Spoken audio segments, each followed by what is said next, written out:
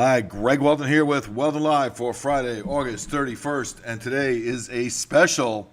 We really kind of extrapolate on this theme that we came up with yesterday, talking about Jerome Powell, his testimony at Jackson Hole, not testimony, his speech at Jackson Hole, and basically how it's kind of looking at avoiding the mistakes of the 70s and not basically sparking another great inflation. Is Jerome Powell a student of the Great Inflation to the degree that Ben Bernanke was a student of the Great Depression? And, in your memory, what burns is what you want to avoid, and really interesting stuff. So we're going to take this to the level of the WWF, of the FRW in this case. The Federal Reserve Wrestling Federation presents a steel cage death match. It's the Great Inflation versus the Great Depression.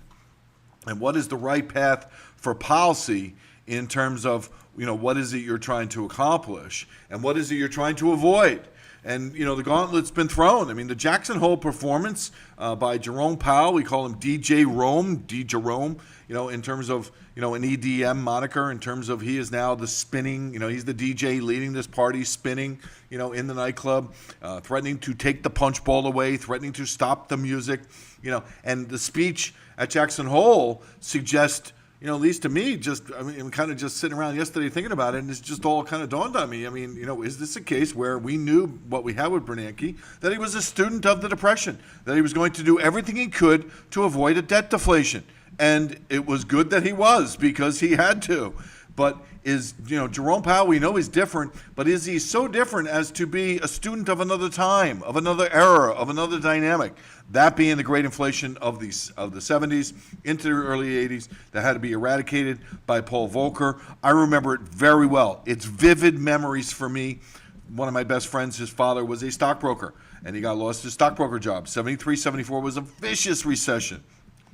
And, his dad lost his job, and he ended up delivering, Pepsi in a truck. And he used to have to drive from New Jersey to Long Island to work. And then he lost that job. So, and they had to move away. And, it's just one of those things. Never even really knew whatever happened to my best friend back from the 70s. So, it's vivid. And you live these times. And I wonder, what was Jerome Powell doing then? And you kind of talk about, how vivid these things are in your mind and how you want to avoid those same pitfalls. It could be the case here with Jerome Powell and the great inflation. So we look at all that. We rewind to some of the Wyoming comments because they're really pertinent. And then we look at the regional Fed banks, Chicago, Dallas, Kansas City, and Richmond. All four big stuff, while asking who is going to win the steel cage death match. So